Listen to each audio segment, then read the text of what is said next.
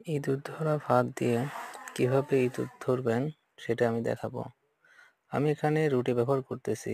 আপনারা চাইলে এখানে বিস্কুট অথবা টোস্ট বিস্কুট ব্যবহার করতে পারেন, যেটার ঘানে ইঁদুর খেতে এসে এই ফাঁদে আটকে যাবে।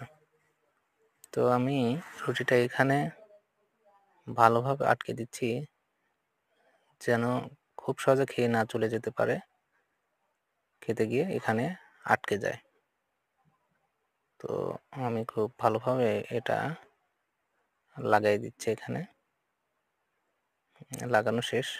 এবার এখানে এমন আলতোভাবে সেট করতে হবে যেন ওইখানে খাবার টোকা নাই দিতে সে ফাঁদে আটকে যায়। আমাদের ফাঁদ তৈরি হয়ে গেছে। এখন ইঁদুর যেখানটায় আসে সেরকম একটা পরিবেশে রেখে দিতে হবে।